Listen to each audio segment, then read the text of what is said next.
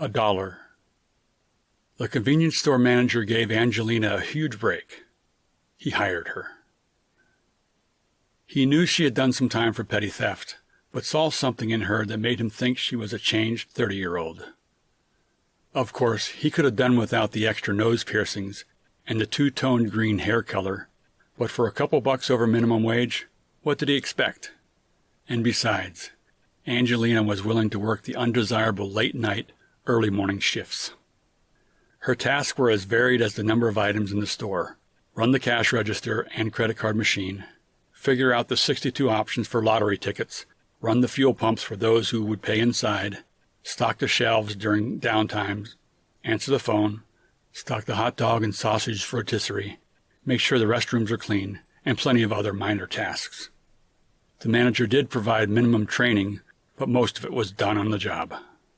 Oh, and if the register was short against the receipts, it came out of the next paycheck. Too much on any day was cause for termination. Angelina's biggest problem was unrelated to the store. Her probation officer was busy making a name for himself by keeping close tabs on the probationers under his watch. He demanded they text him back within 15 minutes to make sure they were where they said they would be. It was unrealistic and obtrusive, but he was within his authority to do so. Barely. That's a major problem when you're running a convenience store solo. Right at the busiest part of the evening, Probation Officer Make-A-Name texted Angelina. She ran to the phone to respond while 4 people stood in line. After she responded, a customer wanted a Quick Pick 3 and an Instant Millions ticket. That'll be $3, please. Out of 5, and 2 is your change. Oh crap, I hate when they give us these new bills. She handed the customer his change. Say, did I give you 2 or 3?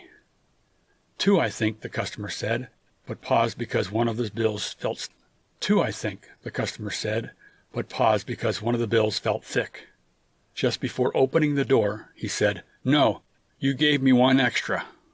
They stuck together. Did you just mint these? He tossed the stiff bill onto the counter near Angelina. She smiled and blinked 100 times. She thanked him 3 times before he finished putting the bills back into his wallet. The customer turned around and smiled back. Angelina now had tears streaming down her face. Thank you so much for your honesty. He paused and thought about her words. No, actually, thank you. I've done something like that a dozen times or so in my life, and you're the first who I actually believe meant it. You're welcome. You're welcome indeed.